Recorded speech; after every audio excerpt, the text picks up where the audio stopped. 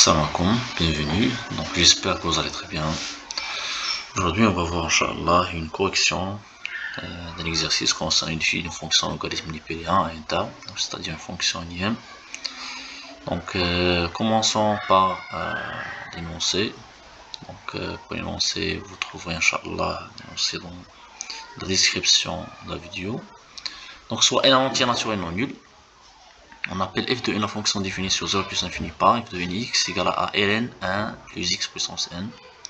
On pose ici l'intégrale est de n, donc de 0 à 1 de ln 1 plus x puissance n d de x, donc c'est-à-dire l'intégrale de 0 à 1 de fn de x d de x. On va noter aussi c de n la courbe représentative de f de n dans un repère normal. Pour la question 1, il est demandé de calculer la limite de f de n en plus infini.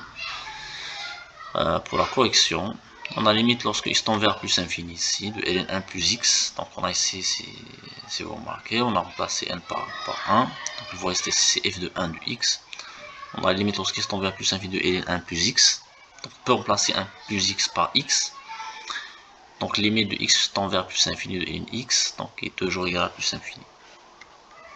Donc par convention, on trouve que la limite de x tend vers plus infini de f1 de x est toujours égal à plus 1 plus infini.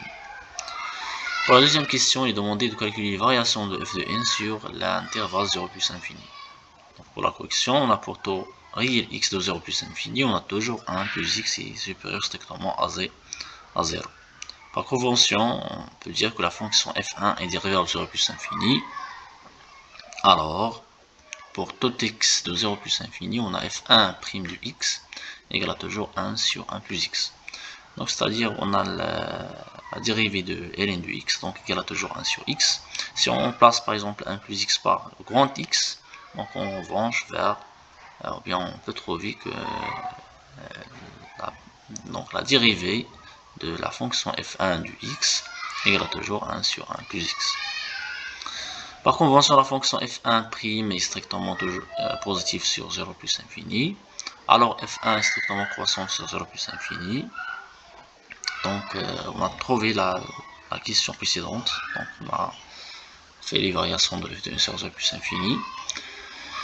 Pour l'autre question, c'est la question 1c, donc on est toujours dans la question 1, primitive de f de n et calcul de I1. Donc vérifions que la fonction x plus 1 facteur ln plus x plus 1 moins x est une primitive de f de n sur 0 plus 0, 0. Et on peut déduire après I1.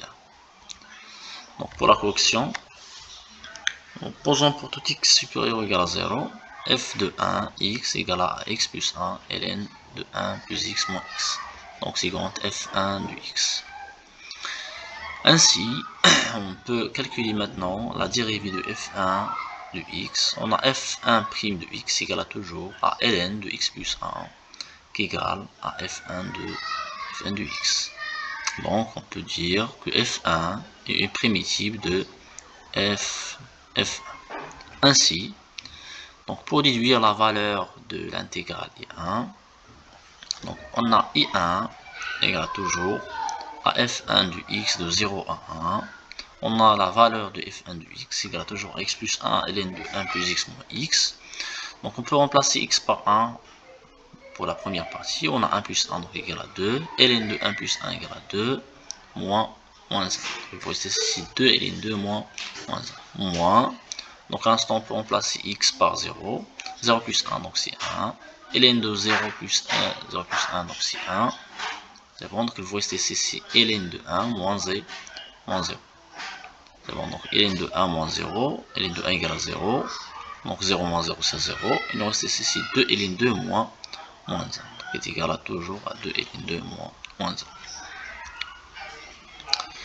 Donc pour l'autre partie, graphiquement, donc pour l'interprétation graphique du résultat obtenu, et1, toujours l'aire entre C1, l'axe des abscisses et droite x0 et x égale à